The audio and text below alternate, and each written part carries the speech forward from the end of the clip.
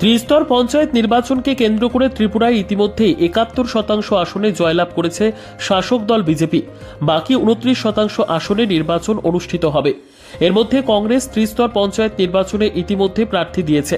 তার মধ্যে উল্লেখযোগ্য হল মাতাবাড়ি বিধানসভা কেন্দ্রের মুড়াপাড়া গ্রাম পঞ্চায়েত ও রাধাকিশোরপুর বিধানসভা কেন্দ্রের জামজুরি গ্রাম পঞ্চায়েত। এই দুটি পঞ্চায়েতকে পাখির চোখ করেছে রাজ্যের বিরোধী দল কংগ্রেস। নির্বাচনকে কেন্দ্র করে রবিবার বিকেলে দুই পঞ্চায়েতে কংগ্রেস কর্মীর বাড়িতে উঠোন সভা করেন ত্রিপুরা প্রদেশ কংগ্রেসের সভাপতি আশিস কুমার সাহা। সাথে ছিলেন জেলা কংগ্রেসের সভাপতি টিটন পাল থেকে শুরু করে কংগ্রেসের অন্যান্য নেতৃত্ব। কিন্তু এবারের ত্রিস্তর পঞ্চায়েত নির্বাচনে মাতারবাড়ি এবং রাধাকিশোরপুর বিধানসভা কেন্দ্রে কোথাও বামেদের সেই রকম সাড়া লক্ষ্য করা যাচ্ছে না। নেই কোনো ধরনের মিছিল মিটিং, এক প্রকার ঘুমন্ত অবস্থায় রয়েছে বামেরা। নির্বাচনকে কেন্দ্র করে বামেদের মেলার মাঠের কোনো নেতৃত্বকে এখনো পর্যন্ত দেখা যায়নি। নির্বাচনকে সামনে রেখে কোনো সভা অথবা আলোচনা করতে ভোটারদের সাথে।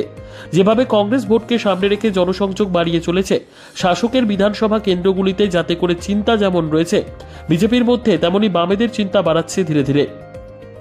তার কারণ কংগ্রেস তার সংগঠনকে মজবুত করার লক্ষ্যে কোথাও সামাজিক মাধ্যম, আবার কোথাও সরাসরি গ্রামীণ ভোটারদের কাছে পৌঁছে যাচ্ছে বিভিন্ন মাধ্যমকে ব্যবহার করে, যার জেরে রীতিমতো শাসকের মাথা ব্যথা কারণ হয়ে দাঁড়িয়েছে এবারের গ্রাম পঞ্চায়েত নির্বাচন। এমনটাই মনে করছে রাজনৈতিক মহল। আপনারাই একমাত্র এই নির্বাচনে লড়াইয়ে আছে।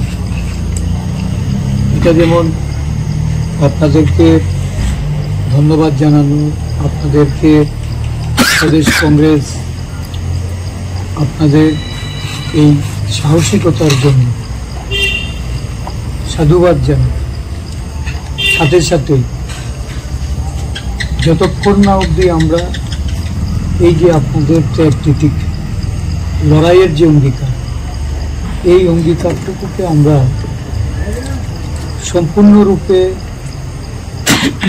আপনাদের লক্ষ্য উদ্দেশ্যকে সফল রূপদান না করছি, এতে কিন্তু শুধু প্রতিদ্বন্দ্বিতায় থাকলাম।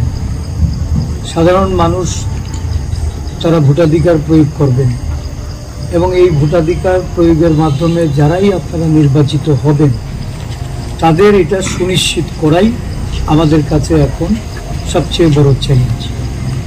আর এই চ্যালেঞ্জটা গ্রহণ করার জন্য যখনই আমাদের নেতৃবৃন্দের মাধ্যমে আমাদের কাছে যখন বিভিন্ন ধরনের খবরাখবর আসে, আমরা তাদেরকে প্রয়োজনীয় নির্দেশ দিয়ে আপনাদেরকে সহযোগিতা করার জন্য আমরা সবসময় আমাদের একটা প্রচেষ্টা থাকে।